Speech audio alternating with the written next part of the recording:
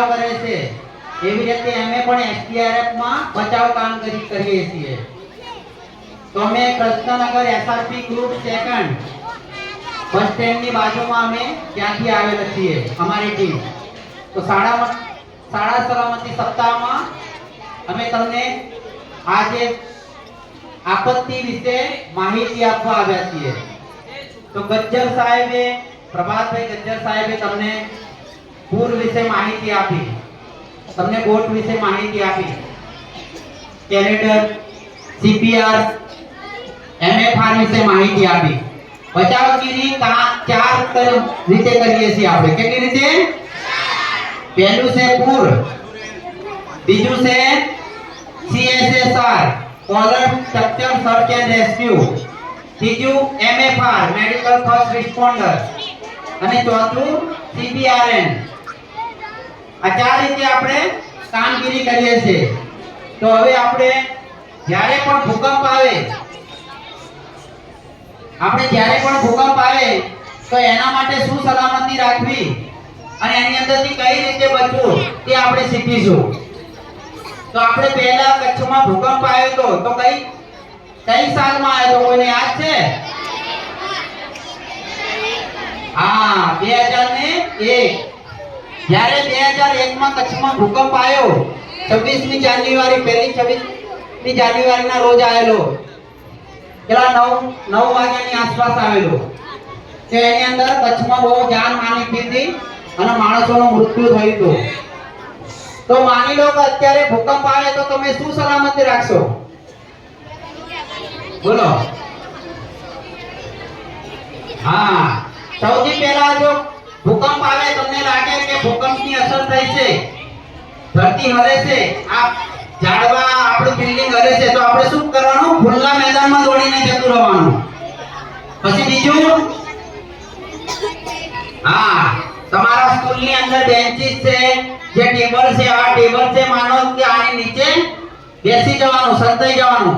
તો કોઈ પણ ઉપરથી વસ્તુ પડશે તો આપણને વાગશે નહીં। ત્રીજું બોલો।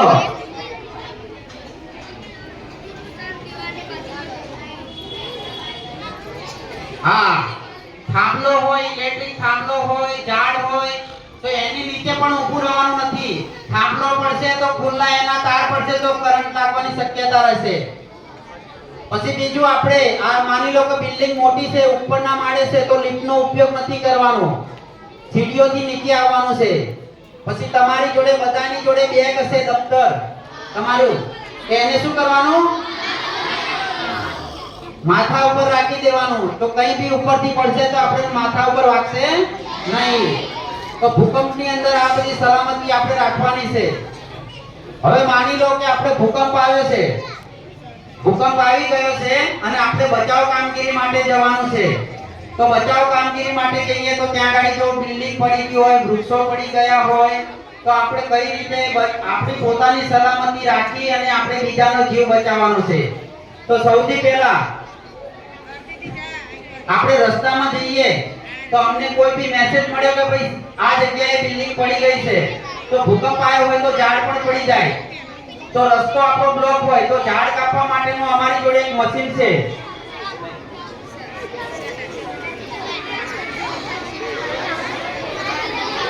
આનું નામ છે કાર્બાઇડ ચેનસા। શું નામ છે? ચેનસા। આનું કામ શું છે? હા, આ જે પણ ઝાડ છે રસ્તામાં કઈ બી પડી ગયા હોય તો આ એને કાપવાનું કામ કરે છે। આ લાકડું કાપવા માટે કામ કરે છે। જ્યારે પણ એક વસ્તુનો યાદ રાખવાનું કે આવા મશીનોનો જ્યારે પણ ઉપયોગ કરીએ આપણે તો પીપી કીટ પહેરવી આવશ્યક છે। પીપીઈ એટલે પીપીઈ એટલે પર્સનલ પ્રોટેક્ટિવ ઇક્વિપમેન્ટ, એટલે પોતાનું રક્ષણ પહેલે કરવાનું, પછી આપણે બીજાનો જીવ બચાવવાનો। તો આ ભાઈએ જે પણ પહેર્યું છે અમારા મિત્રએ, આને શું કહેવાય? PP kit. તો પહેલા પીપી કીટમાં પહેલું આવશે હેલ્મેટ। આપણે કઈ બી જગ્યાએ જઈએ, ભૂકંપની અંદર કઈ બી કામ કરવા જઈએ તો આ હેલ્મેટ પહેર્યું હશે તો માથામાં આપણને વાગશે નહીં। બીજું આવશે ચશ્મા। તો આપણે આ મશીનથી આપણે જે પણ કામ કરીશું તો એના ધૂળના રજકણો, ધુમાડો જે પણ એ આપણી આંખમાં નહીં જાય। પછી માસ્ક આવશે। એ પણ આપણને ધુમાડો કે પછી ધૂળ કે આપણા આંખની અંદર શ્વાસની અંદર ના જાય અને કામ કરવામાં સવલત પડે. પછી આવશે હેવી ગ્લોવ્સ. આ મશીન જ્યારે પણ આવો ઉપયોગ કરીએ તો આવા હેવી ગ્લોવ્સ આપણે પહેરવા ફરજિયાત છે કે આપણને હાથે કઈ વાગે નહીં. પછી આ હાર્ડ ટો બૂટ. શું કહેવાય? હાર્ડ ટો બૂટ. કઈ બી પથ્થર કઈ બી પડશે તો આની ઉપર આપણને વાગવાની શક્યતા રહેશે નહીં. એના ઉપરના ભાગમાં એક લોખંડની પ્લેટ આવે છે અહીંયા, તો આપણને ઈજા થવાની સંભાવના ઓછી થશે.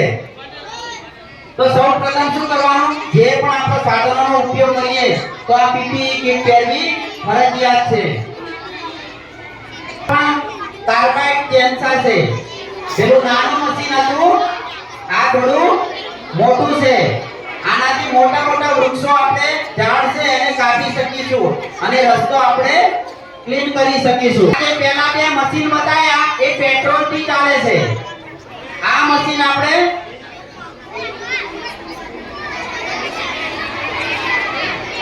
આપણે બેટરી થી ચાલે છે. આની નીચે અહીંયા બેટરી આપેલી છે. આ બેટરીને ચાર્જિંગ કરવાની હોય છે. અને આ એની બ્લેડ છે. આ લાકડું કાપવાની બ્લેડ છે. આમાં પણ અલગ અલગ બ્લેડ આવે છે. લોખંડ કાપવાની પણ આવે છે. આ બ્લેડ બદલવી પડે. તો અમારા મિત્ર આ તમને લાકડું કાપીને બતાવશે.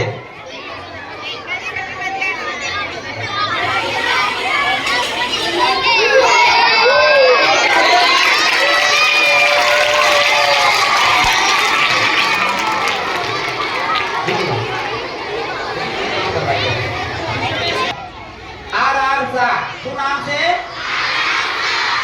Rotary rescue Shah. જ્યારે પણ ભૂકંપ આવે અને બિલ્ડિંગ નીચે પડી જાય, અંદર જવાનો રસ્તો ના હોય, રૂમની અંદર દરવાજા બારી બારણા બધું તૂટી ગયું હોય અને અહીંયા અંદર કોઈ બી વ્યક્તિ ફસાયો હોય તો આનું કામ છે આપણે દિવાલને કટિંગ કરી અને અંદરથી કોઈ બી જે માણસ ફસાયેલો હોય એને બહાર કાઢવાનું કામ કરવાનું છે. તો આ દિવાલ કાપવા માટેનું કામ કરે છે. આની અલગ અલગ 3 બ્લેડ આવે છે. આનાથી લાકડું પણ કપાય, લોખંડ પણ કપાય અને આવી કોન્ક્રીટની દીવાલ પણ કપાય. એની બ્લેડ અલગ અલગ આવે છે. ત્રણેય બ્લેડ આપણે આને બદલવી પડે. જે પણ કામ કરવું હોય તો એની બ્લેડ બદલવી પડે છે. આ જોયું છે કોઈને? ક્યાં જોયું તો?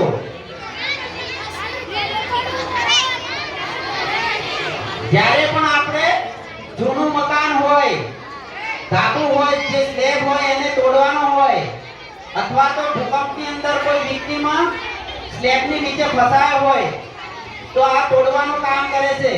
આનું નામ છે ચિપિંગ હેમર. આનું નામ બોલ્ટ કટર છે. શું છે? આપણે ચોરો છે ને એ દરવાજાનું લોક તોડી અને ચોરી કરવા યુઝ કરે છે. આપણે કોઈ બી આપણો બાળક કોઈ બી ફસાઈ જાય, આપણે ક્યાંય બહાર ગયા હોય, ઘરને તાળું મારીને ચાવી ભૂલી જાય તો આ લોક આનાથી તોડી શકીએ છીએ. અથવા તો કોઈ બી આવા સળિયા હોય, કોઈ ફસાયેલું હોય, અંદર જવાનો રસ્તો ના હોય તો સળિયાને પણ કાપવાનું કામ કરે છે. આ આપણા હાથેથી કરવાનું હોય છે, પેલું મશીન દ્વારા કટિંગ કરવાનું હોય છે. આ સાધનનું નામ છે સ્મોક વેન્ટિલેટર. શું છે? જ્યારે પણ ભૂકંપની અંદર અમે કામ કરતા હોય આ બધા મશીનોથી તો ધૂળની રચકણ, ધુમાડો બધું ઉડતું હોય તો અમને કામ કરવામાં તકલીફ પડે. તો આનું કામ છે કે ધુમાડો હોય, ધૂળ હોય એને બહાર ફેંકવાનું છે. આપણે અંદર રાખીને આ બધો ધુમાડો આપણે જો ચાલુ કર્યું, પવન આવે છે તો આ ધુમાડો અને ધૂળના રચકણોને બહાર ફેંકવાનું કામ કરે છે. બેસી જાઓ.